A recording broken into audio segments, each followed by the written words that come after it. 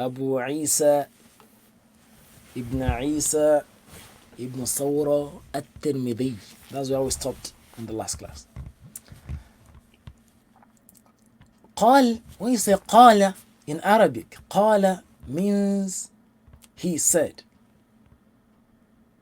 قال, he said.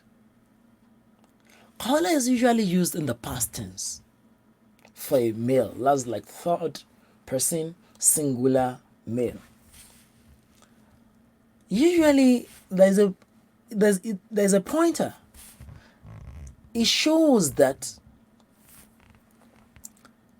this part of the book was added after the book has been written. قال, I said this, because it looks like it's in the past. Or it was written at the beginning of the book with the hope that he's going to complete the book in the future. Some of the ulama said, no, it was not Al-Imam al-Tirmidhi. It's the popular Tirmidhi, yes, that wrote that part in the book.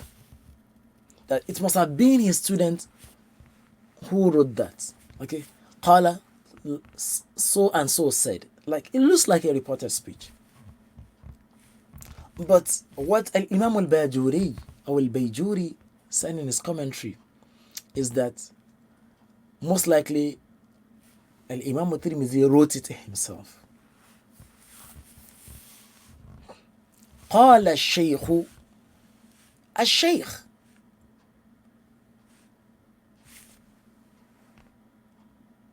you describe yourself with Shaykh, Shaykhhood, H-O-O-D, yes, اعترافا بنعمة الله.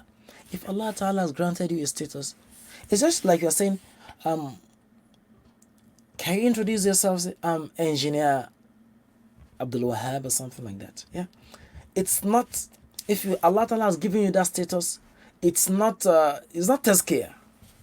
It's not like, oh, I'm trying to elevate my status, I'm trying to feel good. Yeah, like you're saying, I'm a man. What's your gender? I'm a man, that's what you are. Anta shaykhun, ana shaykh. Yeah, just like each one of you will say, I'm an administrator, I'm this or that. That's what the sheikh is. So it is not like the sheikh is praising himself by saying, qala shaykh. When you say a sheikh, what does it mean? Literally, it's someone man ta'ana fi sin, someone who is old in age. But it is used to describe all ustadun kamil, a teacher, a perfect teacher, like a master of a subject or of different subjects. You can say Shaykh al-Muhaddithin, Shaykh al-Fuqaha, Shaykh al-Lughawiyin, Shaykh al-Usuliyin, the Shaykh of, just like you have the director of, and something like that. وَلَوْ كَانَ شَابًا, even if the person is the young person, if he is the master of that knowledge, then it can be called a sheikh.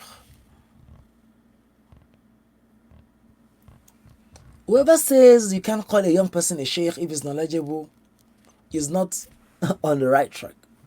For example,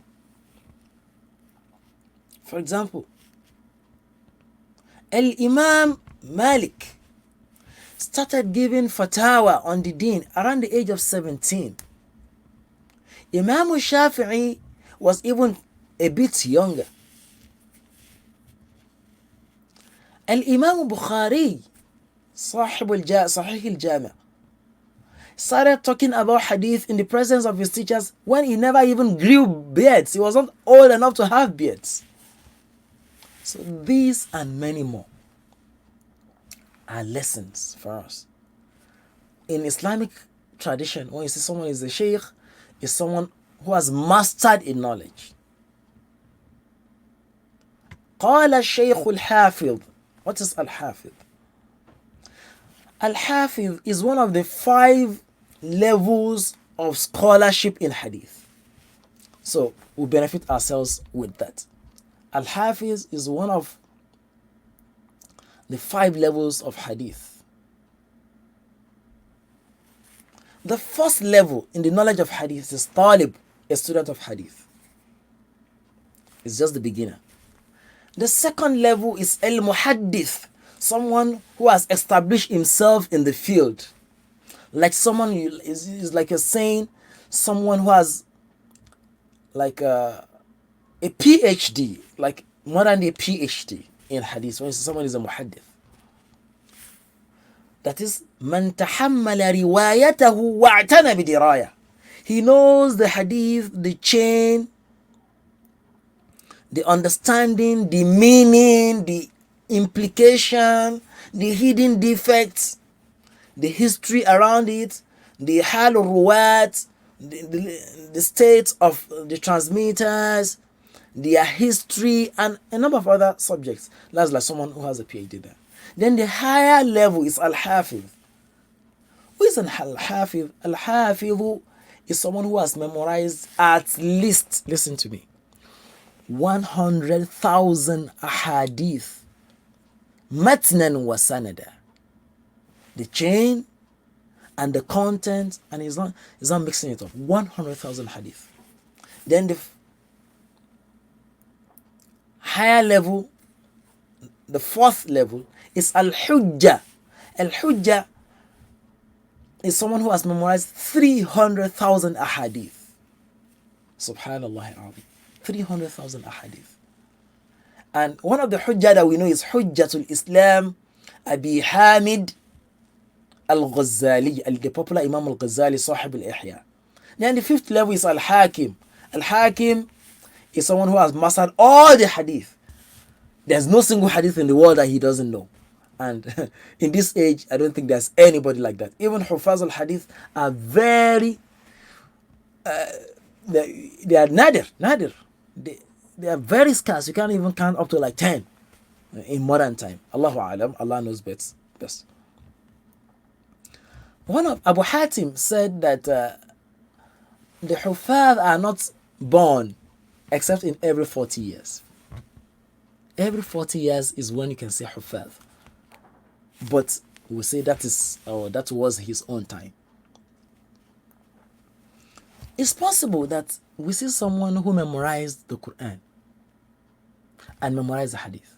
But it is not a prerequisite to be an Hafidh al-Hadith to have memorized the Quran. And for this, some of us were learning that there's Hafiz al-Hadith and there's Hafiz al-Quran. And they are two different things. And in the next episode, because of time, we have short time, we'll continue on the next statement. Abu Isa Muhammad ibn Isa ibn Sawra. May Allah grant us life. Wassalamu alaikum wa rahmatullahi ta'ala wa barakatuh.